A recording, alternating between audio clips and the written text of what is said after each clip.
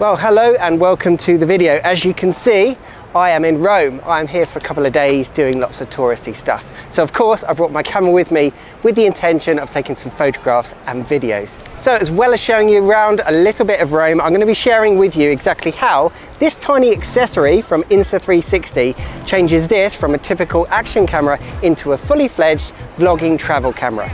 Let's get into the video.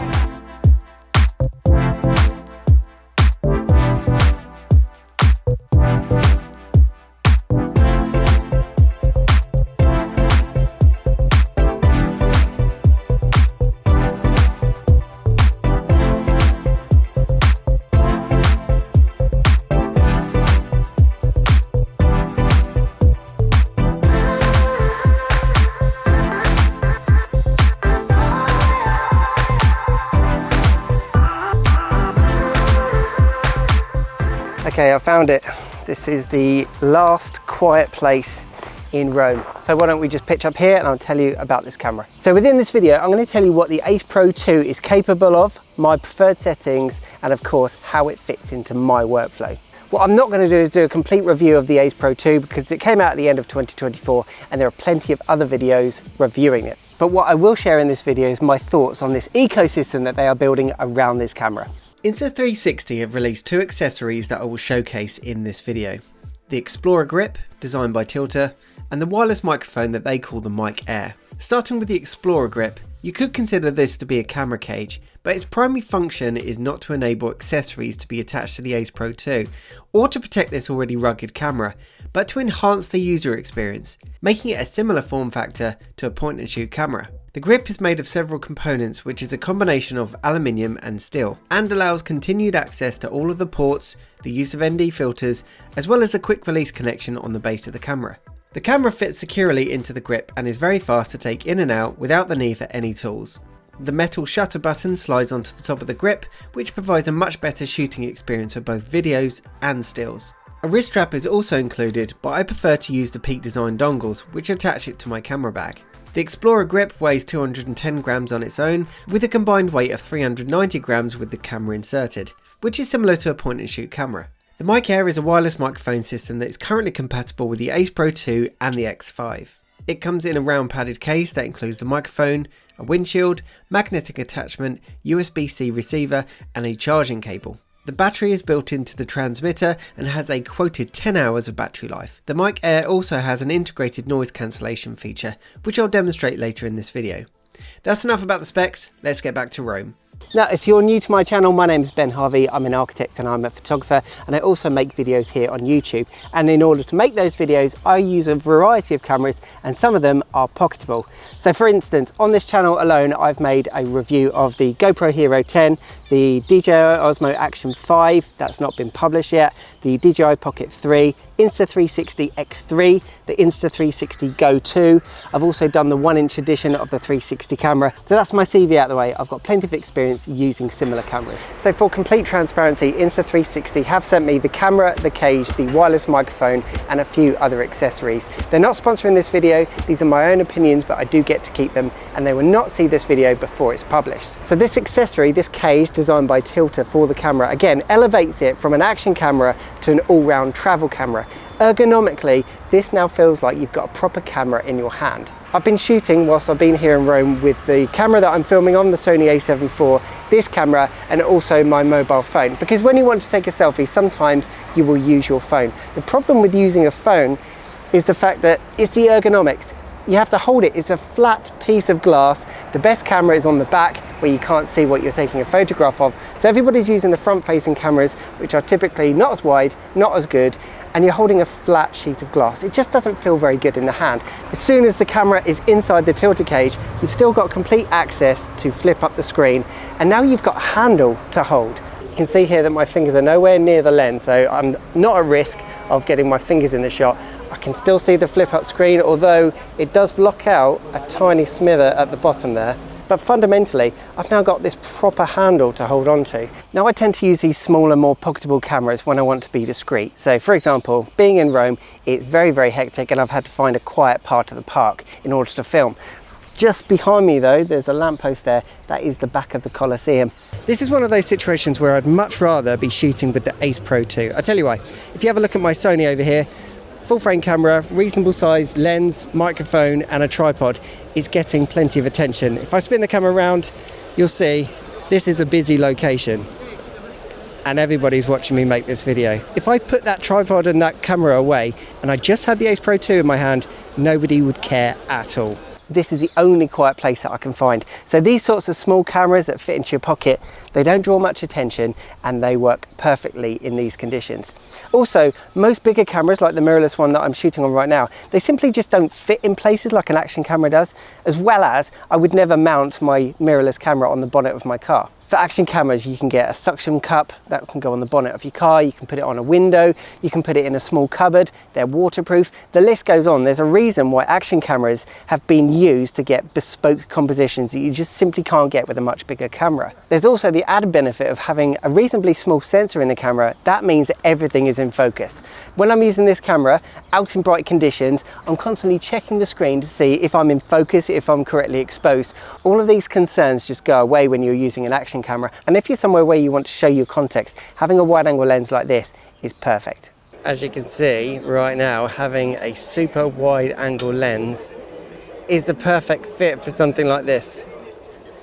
I am shooting in 4K and this is the equivalent of a 13mm full frame lens. So some of the pros that I was just describing about having a wide angle lens and everything being in focus, it's kind of one of the pitfalls and the criticisms of action cameras because they have an action camera look. So of course, if you watch any sort of promotional video from any of the camera companies, they were always people snowboarding, skiing, doing action sports. That's the right camera for that job. But for the rest of us that aren't into extreme sports, it didn't really fit our needs. So I think action cameras, the first downfall was the fact that they all shoot wide angle and you had no choice. And the second thing has always been audio.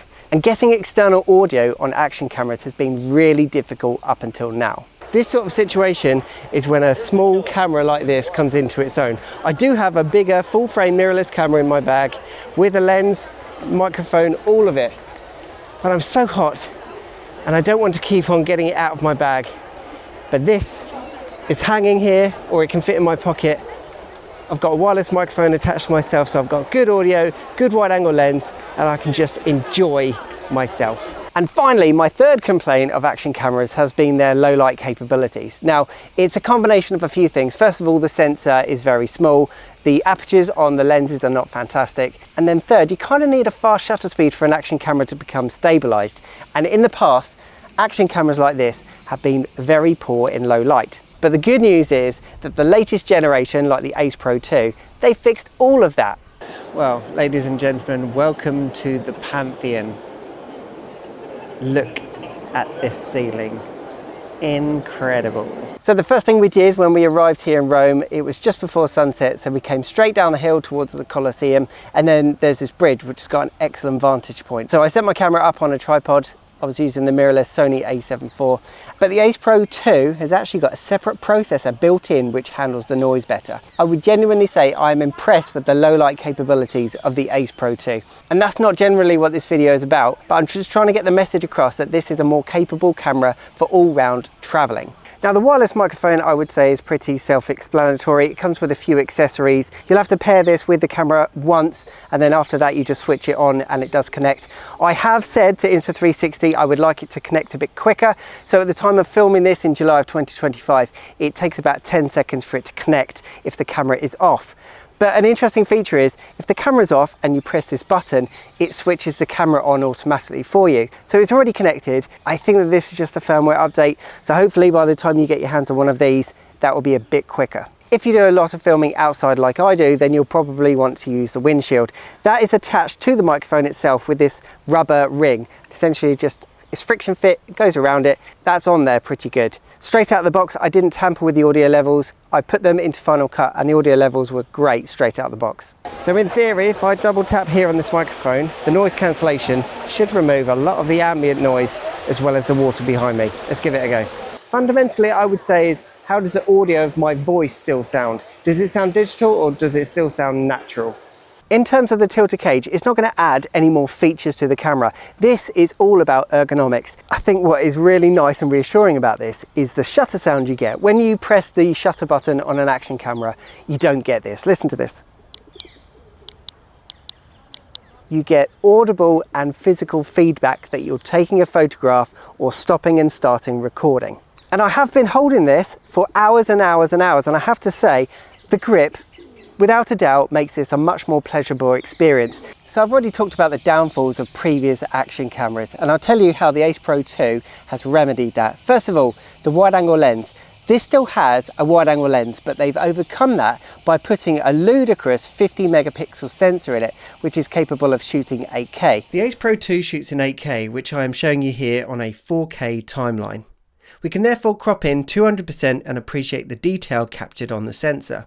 If you put this side by side next to the native 4K video file, also at 200%, the extra resolution becomes clear. But predominantly the benefit of having the 8K sensor is that you have the ability to crop in 2 times, shooting in 4K with no loss of quality.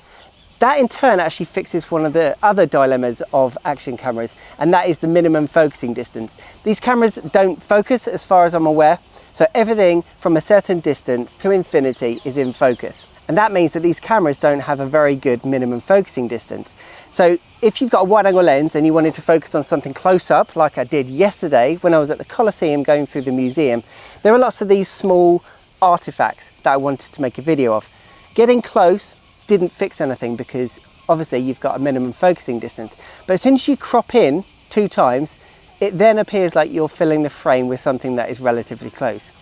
So that does actually fix the minimum focusing distance problem of a lot of action cameras. The other complaint was the audio, and the Ace Pro 2 has now got an external wireless microphone. I asked for a wireless microphone about 2 years ago, maybe 3 years ago, when I reviewed the X3, because essentially when you've got a waterproof camera like this, I want to go out and make videos in adverse weather. And the problem is, as soon as you plug in an accessory, say you open the side door and then you put a microphone in, that device, that camera is no longer waterproof. So having a wireless microphone is the solution. The microphone's not waterproof, but you can kind of just protect it from the rain, from the elements, and you're good to go. Now I've got a few things that I've added to my wish list. These are the things that I've requested from Insta360 if they were to update the firmware. So first of all, I would like very simple upgrade to know the exposure. Something as simple like an exposure needle telling you exactly where you are, and then maybe you'll override it. So hopefully that they can bring that to the software update. And what I would really like to see, considering the processing power of this camera, is 10-bit video. Some of the competitors have 10-bit already, and where I have the option of 10-bit, I shoot in a flat profile, a log profile, and then I color grade the footage afterwards. That helps me mix in my bigger camera footage and my smaller camera footage. They are my only requests to make this absolutely perfect for the job. And of course, Insta360 are targeting photographers with this. But I think it's a very niche market, okay? If you are a photographer that shoots wide angle, this could be the perfect stills camera for you. You are shooting 50 megapixels at 13mm full frame equivalent.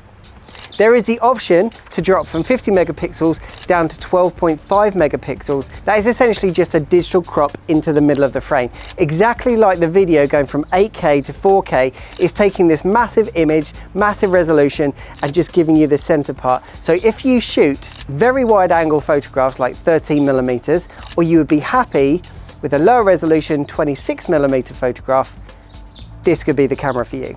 If, however, you're a photographer that likes to mix up your focal lengths, then I wouldn't consider buying this just for stills. Okay, so I've had this camera for a couple of weeks now. I'll talk you through some of the settings that I've been using through trial and error. And I found that some of the presets were a bit too punchy, so I've actually just been using standard for most of my videos. If you want to see what these look like, here you go.